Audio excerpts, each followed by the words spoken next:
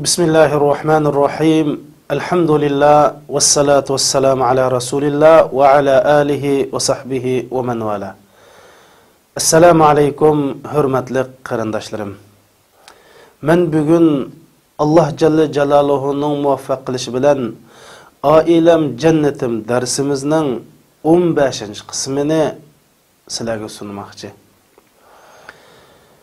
Bugungi dersimiz ve bunundan keyingi bir iki ders nahayetimi muhim ve nahayetimi ehemmiyetli qarindaşlarım.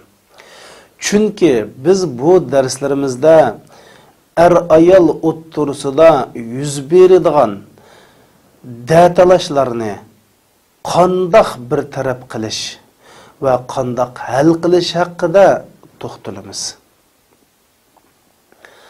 Endi yat bir yat bir ayol bir uyga kirgandan keyin datalashning bo'lishi normal, tabiiy bir ahvol. Faqatlam datalash yo'q bir oila va desa ishonmang. Chunki bu bir aqlg'im uyg'un emas, mantiqig'im uyg'un emas. Mayli oz bo'lsin, jih bo'lsin, ko'p bo'lsin, davamlıq bo'lsin, ba'zida bo'lsin. Az bo'lsa-mu, chuqur bir oila bo'lsa, buningda datalash bo'ladi. Bu bir normal, tabiiy ahvol. Bu datalashni faqat bo'lmasin deydiganga bir amal yo'q. Ammo datalashni chiroyliqcha hal qilishning amal choralari bor qarindoshlar. Biz bugun bu haqda to'xtalamiz.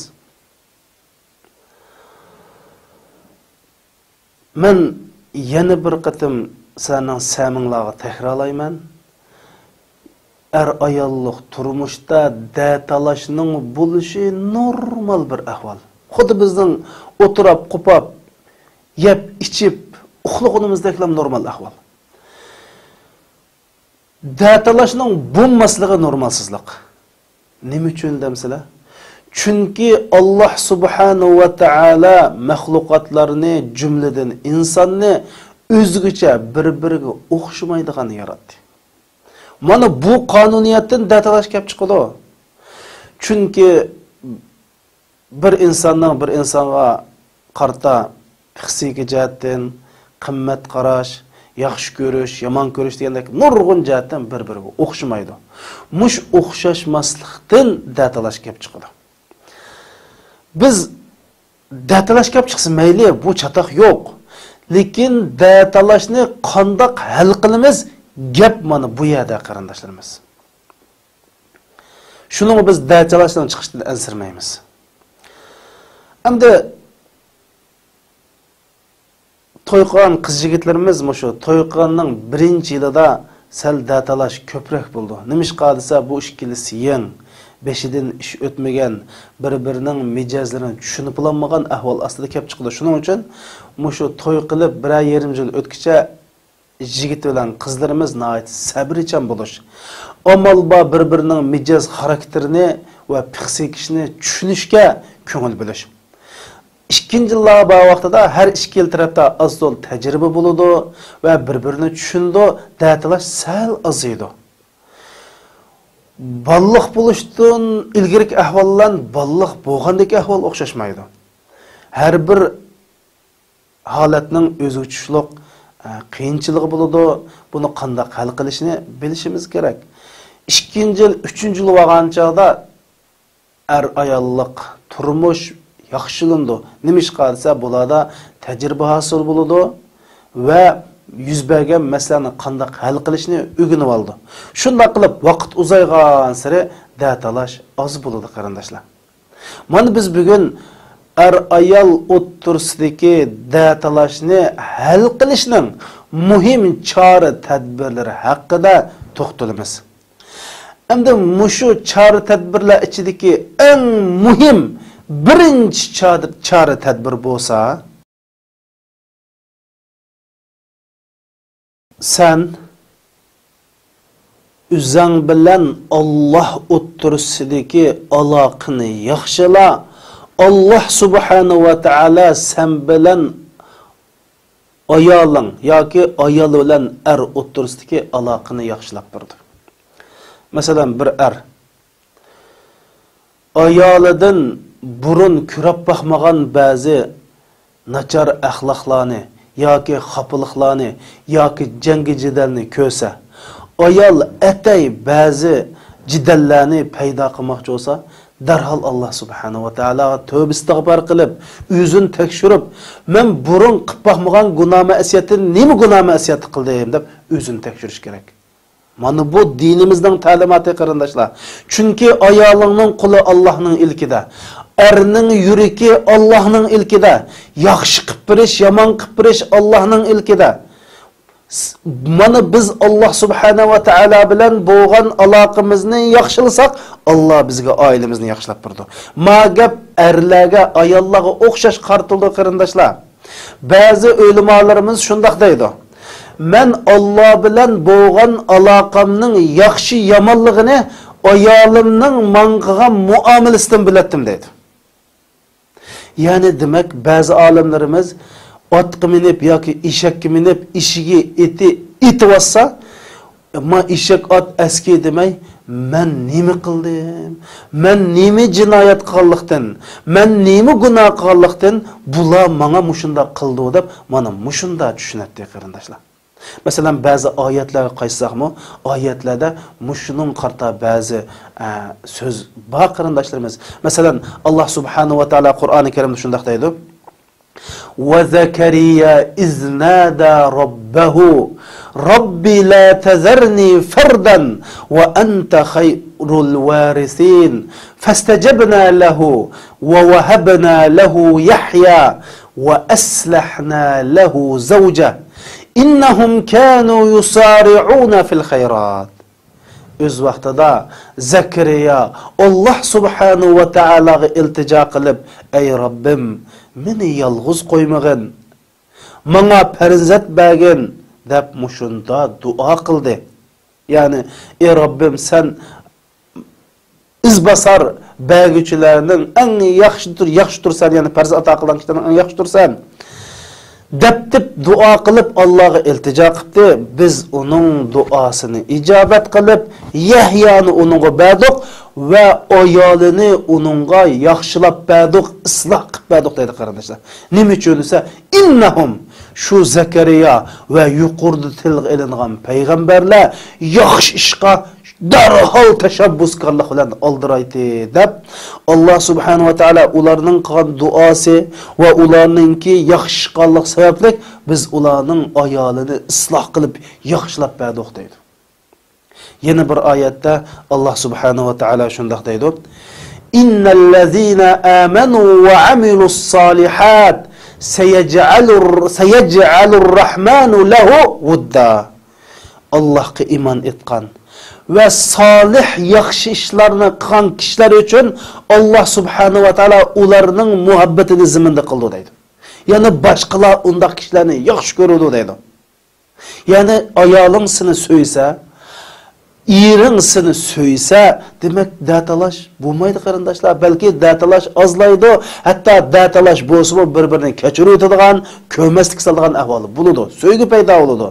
Shuning uchun qarindoshlarimiz deymiz, birinchi datalashning oldini olish, datalashni oziltish qanday qilamiz desanglar, oldi bilan o'zimiz bilan Alloh o'ttirsidagi aloqani yaxshilab, yaxshi qulchilik qilib, yaxshi bandachilik qilib, shariat bo'yicha mansaq, Alloh subhanahu va taolo er bo'lsak ayolimizning qalbini isloh qilib turadi, ayolimizni bizga isloh qilib turadi, ayol bo'lsak erlarimizni bizga isloh qilib turadi. Mana bu birinchi qoida. Ikkinchi qoida bo'lsa, er ayol o'ttirisida yuz beradigan datalashni to'g'ri tushunish qarindoshlar. Er ayol o'ttirisida datalash bo'lganda hasrat chekmaslik, tushkunlashmaslik, xopib ketmaslik, o'zimizga ilibmi ketmaslik. Chunki bu normal ahvol qarindoshlar. Biz bu datalash amaliyotda bizga foydali deb qarash, ya'ni bir ijobiy qarash. Chunki Alloh subhanahu va taolo shu Qur'oni Karimda ayol o'rtasida bo'lgan ba'zi masalalarni tilga olib فَإِنْ كَرِهْتُمُهُنَّ فَعَسَى أَنْ تَكْرَهُوا شَيْئًا وَهُوَ خَيْرٌ لَكُمْ deydi. Sizlar o ayollarını yaman ko'rsanglar. Sizlar ba'zi narsalarni yaman ko'rsanglar, mohiyatda o narsalardan sizlarga yaxshilik keladi deydi. Biz mushunda tushunish. Biz bu ayol o'rtasidagi yuz bergan da'talashni yo'g'ontib olmaslik. Buni asosliq masala qilib olmaslik, chunki biz gap ichayotgan, o'ltirib uxlayotgan normal ahvol deb qarash. Buni to'g'ri muomala qilish. Bu nihoyat muhim qarindoshlarimiz. Mana shu Xadicha Oysha onamizga bo'hton chaplangan voqelikni bilamiz. Bu nihoyat islom tarixidagi nihoyat cho'ng voqelik. Payg'ambarlarning peshvosi bo'lgan Allah subhanahu wa ta'alaning eng yaqin bandisi bo'lgan Muhammad sallallohu alayhi va sallamning ayoli tuhmatga qoldi. Musulmonlar nihoyat g'amkin bo'ldi. Shu chaqda Allah subhanahu wa ta'ala Qur'oni Karimda nim dedi? La tahsabuhu sharran lakum bal huwa khayrun lakum. Sizlar ma bo'lgan mush Oysha onamizga chaplangan tuhmat, mushu nurg'un voqelikni yomon deb qilmalar, balki bunda bir yaxshilik bor dedi. Endi bu ayollikdagi da'talash nima yaxshilik bor deyishinglar mumkin. Allah subhanahu wa ta'ala har qanday bir ishda yaxshilik bor qarindoshlar. Chunki Allah bizni yaxshi ko'radi, bizni ota-onamizdan bak suyudi. Ibn Qayyim al-Jawziy rahmatullohi alayhi shunday deydi.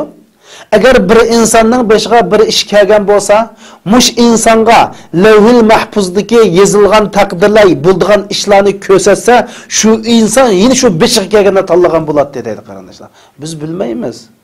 Doktorlar ba'zida badanimizning ba'zi yerlarini kesib elitadi. Nima uchun bizni saqlab qolish uchun qarindoshlar. Masalan, bir ayolni nati bir jangi jijalchi ayol ekan. Sabr qilsa, nima yaxshilik qiladi deyishimiz mumkin. Balki sabr qilsa shu ayoldan Alloh subhanahu va taala shu erining dunyo oxiratda yuzini yo'riq qilgan farzandlar berish mumkin qarindoshlarimiz. Ma'qul onunla sabr qilmasang ikkinchi qatam sen degandek, sen o'ylagandek ayolni sana nada qo'yibdi. Bu nadika shundoq zavod so'qtiqolmaydi. Shuning uchun sabr-chan bo'linglar. Bu da'talashning keyinda bir yaxshilik bo'lish mumkin-da, buning ijobiy qara, yaxshi tarafiga qara deydi. Endi qanday yaxshilik bo'lsa bir aqllisi qarindoshlar. Rasul akram sallallohu alayhi va sallam hadis sharifda shundoq degan: ما يصيب المسلم من وسب من نصب ولا وسب ولا حزن ولا غم ولا حم ولا أذى حتى الشوكة يشاكها إلا كفر الله بها deydi. Bir musulmonga bir charchash yetibdi. Bir kasallik og'riq bo'lib qopti. Bo'g'a o'tib ketgan ishqonat hasrat chekib qopti. Yoki kildigan ishdan bir g'am qilib qopti. Yoki bir xil tushkunlik, bir xil malallik yetibdi. Hattoki putug'manda bir tikan kirib ketgan bo'lsa, Alloh subhanahu va taolo shuning badaliga bu mu'minning gunohini afv qildi deydi. Biz Qur'oni Karimni o'qisak, Qur'oni Karimda Osiyo onamiz tilga olingan. Rasul akram sallallohu alayhi va sallam hadis sharifda shunday deydi: Nisa'u ahlul janna arba'a.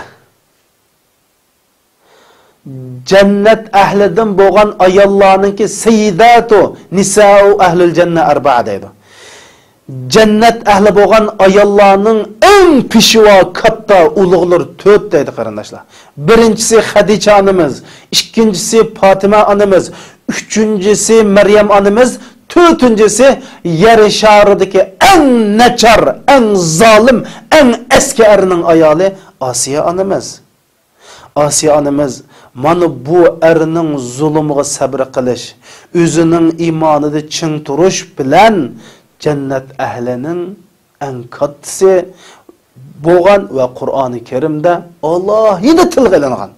Nima sabrchanlik bilan mana bu ayollar buni o'ylash kerak.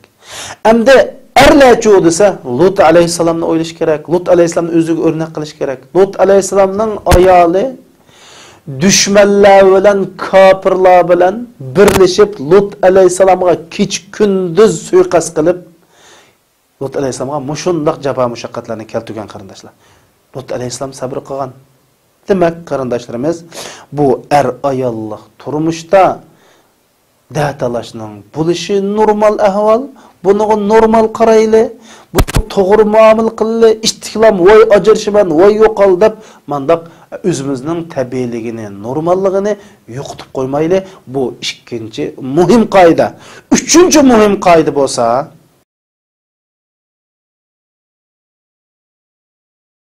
ayol o'ttirsida datalash bo'lganda mundaq 7 ishni qilmaslik qarindoshlar.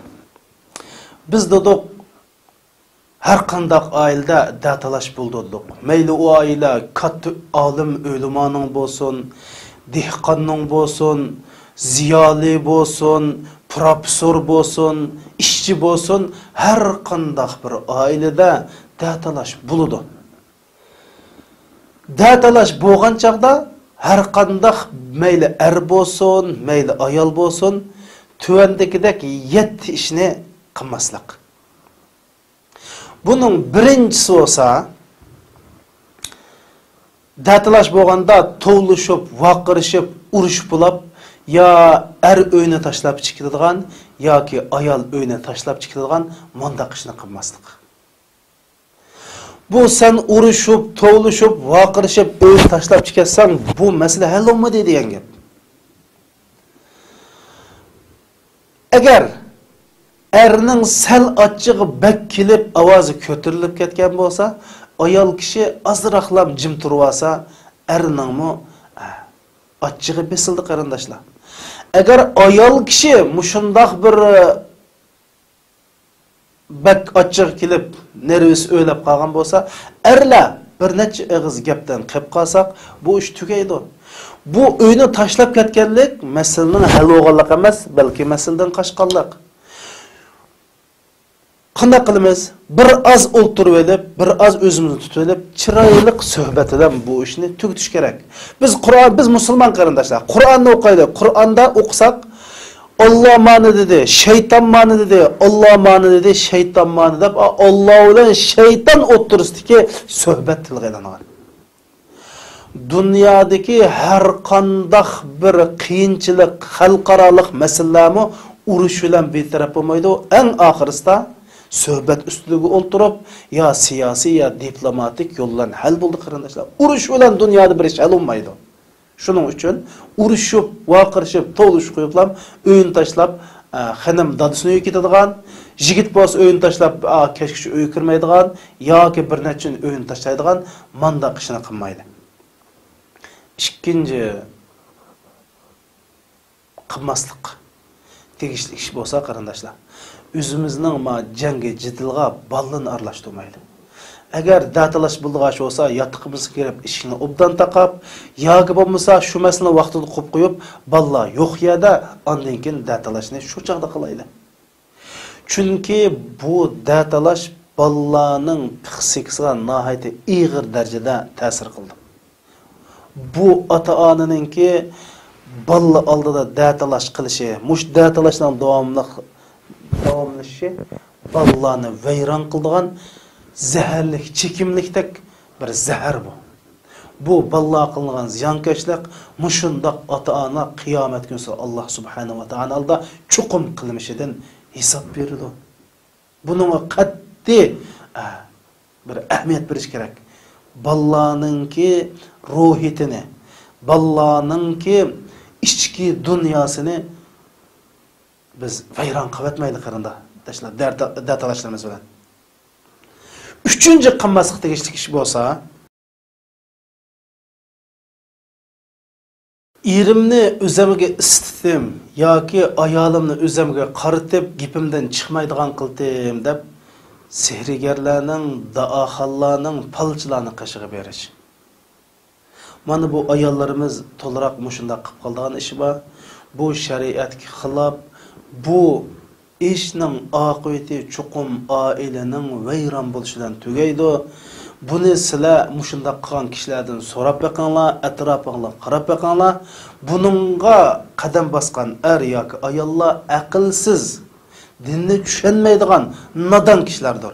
Shuning uchun biz oilamizni yaxshilaydiq, erimni taloq qilmaydigan, gapimni anglaydigan qildim degandek xato qarash, xurafiy tushunchalar bilan mush aldamchi, saxtipaz, daaxon, palchi, sihrigar, baxshi degandan qishga hargizmi bamanglar er ayollar. Chunki Rasul Akram sallallohu alayhi va sallam hadis sharifda bizni mushuningdan qattiq ogohlantirib deydi. Man ata arrafan aw kahinan fasaddaqahu fima yaqul faqad kafara bima unzila ala Muhammad. Kimiki palchiga, baxshiga, sihrigarni qishig'i kelsa va uning degan gapiga ishinib ha hu deb o'tirish bo'lsa, Muhammad alayhissalom nazil bo'lgan vahiga kafir bo'ldi, ya'ni Qur'onga kafir bo'ldi, iymondan chiqdi degan gap. Shuning uchun qarindoshlar, bu ishga qat'iy yaqin kelib qolmanglar. To'rtinchi yaqin kelmaydigan ish bo'lsa,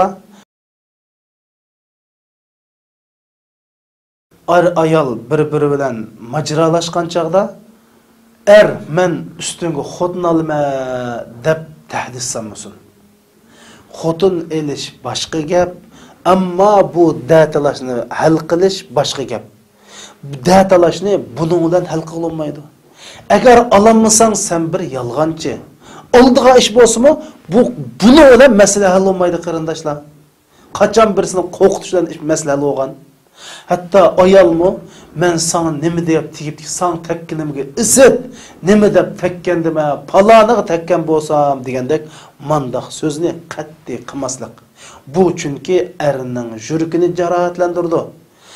Urushib qolganda, jangga jidal chiqqan chaqda ustunga ayol olma deganlik ayol kishining qalbini jarohatlantirib, mana bu kelib chiqqan datlashni yo'g'ontiydi. Buni yo'q qilamaydi qarindoshlar. Shuning uchun bu to'g'ri usul emas. Ajrishima yoki xitingni ol degan gap bo'lmasin qarindoshlar. Datalash bo'lganda bu gapni butun esinglardan chiqarib o'tanglar. Bu men seni qo'yib birman, voy taloq, voy yo'qol degan gap bu er kishining gapi emas. Bu bundaq degan erning aslida to'y qilish salohiyati yo'q degan gap qarindoshlarimiz. Chunki bir ayol bilan chiroyli o'ltirib, bir masalani hal qilmagan er sog'lom er emas u. Bir ayol kishi bilan o'ltirib, chiroyli suhbatlashib, sen shu bir masalani hal qilmasang, sen dunyoda nima qila olaysan? Shuning uchun er ayol datalar chiqqan vaqtida mush gapni, xitimni va qo'yuvitaman, yo'qol, opangni yo'qot degan gap ma gap kallamizdan chiqasin. Har qanday to'yqan qiz yigitlarimiz buningdan bu to'y men ajrashish, oila vayron qilishdan kallanlarni chiqarib aytanglar. Chunki biz nima uchun sizlarga burunqi darslarni so'zildik qarindoshlar.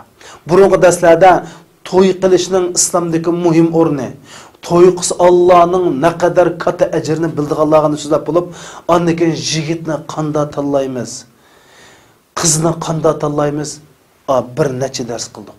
Bo'ldi, ash o'lchamga to'shqizib, qulungdan kelishcha tanlab, men mush tanlashim shariatga eng yaqin bo'ldi, mushunchalik tanladim deysan, ondan keyin og'on xotining sening taqdirga rozi bo'lasan. Ammo bir ayol bir xotin bilan bir tuzuk suhbatlashib, bu xotinni bir xotin qiplanmay, orallik qilsang qo'yutiman, yo'qol, ustunga xotin olaman, u bu deganlik, bu amaliyatda mas'uliyatdan qochqanlik qarindoshlar. Erlik mas'uliyatini ado qilmaganlik. Ayol kishimi og'ziga kelgancha meni qo'yvat deb bu so'zni ko'p qilmaslik. Chunki Rasul Akram sallallohu alayhi va sallam eridan sababsiz ajrashishni talab qilgan ayol jannatning puruqini topolmaydi degan. Shu taloq mavjud emas. Taloq shariatda faqat bir masalani hal qilish uchun taloq qilamiz. Ajrashish shariatda faqat bir masalani hal qilish uchun ajrashidi. Buni inshaalloh keyingi darsimizda so'zlaymiz. Bunisi ajrashish yo'q shariat qarindoshlarimiz. Mana buningdan qattiq hazar aylash kerak. Yana bir biz hazarlaydigan yana bir ish bo'lsa, mayli er bo'lsin, ayol bo'lsin, bir-birini qag'maslik yoki o'zini qag'maslik. Voy mendami qutlasa, meni ulama deb hatto ashundoq ba'zi dorilarni yevilish yoki o'ziga ziyonkashlik qilish shariatimizda qattiq cheklangan ish. Buni qilmaslik. Voy sen ulasa, voy ko'rdigan kuning va deb bir-biriga mushtaq la'nat o'qib, bir-birini qag'maslik yoki o'zini qag'maslik qarindoshlar. Bu shariatda cheklagan ish. Rasul akram sallallohu alayhi vasallam hadis sharif shunda deydi: qiyinchilikqa duch kelganlikdan o'limni orzu qilmanglar deydi. Voy jinim, qachon Xudoim jinni olala, ajabim qutulmadim degan gapni harigiz demanglar. Desanglar menda danglar. Ey Alloh, agar mening yashashim mening dunyo oxiratligim uchun yaxshi bo'lsa, ey Alloh meni yashatqin. Agar mening yashashim dunyo oxiratligim uchun ziyonliq bo'lsa, meni o'z dargohiga olib ketganda menda danglar. Ammo voy o'lib qutlasa yoki sen o'lganda men qutlama deb bir-birini qag'ab, bunda qilmanglar degan qarindoshlar. Shuning uchun mana bu ishnimi, bu ishdimi nihoyatda jiroq bo'lish ayol o'rtasida bir da'talash chiqqanda bunda qilishni qilmaslik. Yana ayol o'rtasida da'talash bo'lgan chaqda qilmaydigan yana bir ish bo'lsa, og'izni buzib sat gap bilan tillamaslik va urmaslik qarindoshlar. Chunki hammamiz bilamiz, dunyoda hech qanday bir masala tillash bilan, urush bilan hal bo'lmaydi. Sat gap bilan bir-birimizning ruhiga zarb berib, qalbini jarohatlantirishdan hal bo'lmaydi. Qana qilamiz, sabr qilamiz. Innalloha ma'as-sabirin, innalloha yuhibbus sabirin. Allah subhanahu wa ta'ala sabr qiluvchilar bilan billah. Allah subhanahu wa ta'ala sabr qiluvchilarni yaxshi ko'radi. Temkin bo'linglar, o'zingni tutib olinglar. Allah subhanahu wa ta'ala sad gapni yaxshi ko'rmaydi, sad ishlarni yaxshi ko'rmaydi deb natijada degan. Shuning uchun mushu urush qavaqda sad gaplar bilan tillaydigan yo sad gaplar bilan bir-birimizga zarb beradigan yoki ayollarni urdigan ishni qilmaydi. Nima uchun? Birinchisi Rasul akram sallallohu alayhi vasallam hadis sharifda sibabul muslim fisq va qitaluhu kufr degan. Musulmonni haqoratlash, tillash fosiqlik degan. Innalloha la yuhibbul fasiqin dedi. Allah fosiqlarni yaxshi ko'rmaydi deydi qarindoshlar. Musulmonni o'tirish kofirlik, tillashning o'zi fosiqlik. Sening ayoling musulmon, sening ering musulmon. Shuning uchun sat gap bilan tillaydigan, haqoratlaydigan ishdan jiroq bo'lish. Urush masalasiga kelsak, ayolini uğan Rasulullah'ның nazarida yaxshi emas. Chunki Rasul akram sallallohu alayhi va sallam ma ahanahunna illa al-la'im degan. La'natkor, paskash odamlar ayollarini urib tillab xo'rlaydi degan qarindosh. Shuning uchun Ayşe anımız deydi, Rasul akram sallallahu alayhi va sallam hayotida mayli kichik balni bo'lsin, mayli ayollarni bo'lsin urib baxmagan, faqat jihatda dushmanlarga qo'l uzatgan, ammo ayollarni urib baxmagan deb aniq degan qarindoshlar. Shuning uchun mana eng oxirgi hazar aylaydigan 7-ish bo'lsa, tillamaslik, sad gap bilan haqoratlamaslik va urmaslik.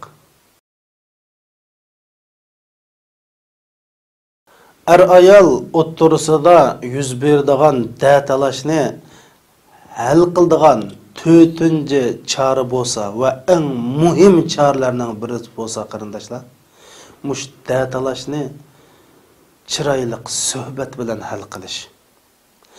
Endi bu chiroyli suhbat bilan hal qilish ig'izda demak oson. Bu nihoyatda oson gap. Endi bir odam ochiqlanmasa so'qishmaydi. Lekin qarindoshlarimiz, biz shuni o'zimizga talab qo'yib, o'zimizga o'lcham qilib, mush ochchig'imiz kelib ketgan chaqda azroq o'zimizni tutib olib, o'rtug'an bo'lsak o'ltirib olib va taratilib ish harakat namoz o'qiychi deb mushundoq bir necha qatim o'zimizga talab qo'ysak va Alloh subhanahu va taologa duo qilsak, chuqum bu ishni qo'lga keltira olamiz.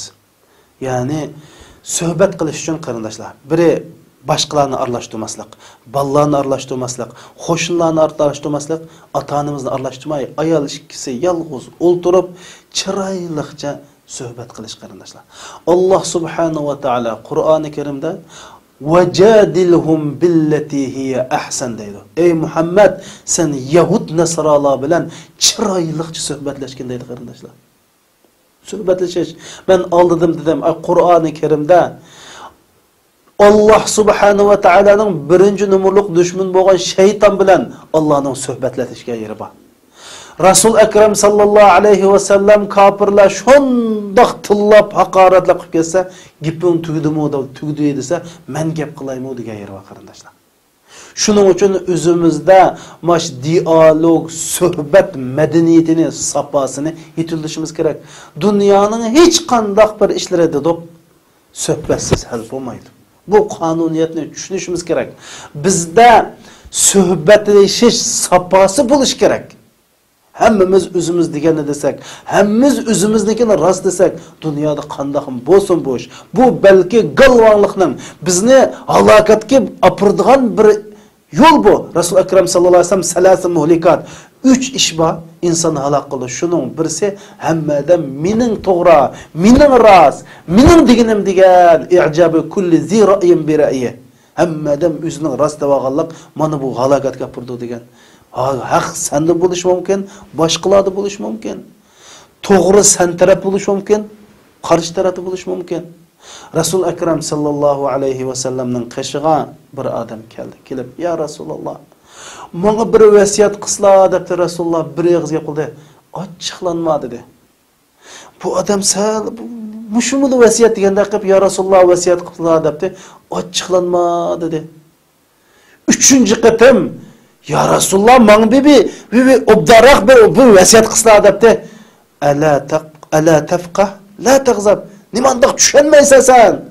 Sen nimandoq tushunmaydigan odam, g'azab qilma, ochiqlanma dedim-ku dedi qarindoshlar.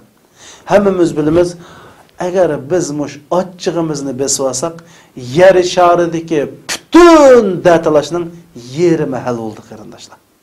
Biz her bir ochchig'imiz kelib ketganda, g'azablangan chaqda Rasulullohning mush so'zini menga davatidi Rasululloh, ochiqlanma degan-ku deb ayol ikkilimiz mushni eslab turib, ochchig'imizni besib olib, chiroyliqcha hal qilish madaniyat safosini mu'min musulmonga tegishlik loyiq bo'lgan bu suhbat safosini o'zimizda yetildiraylik qarindoshlar.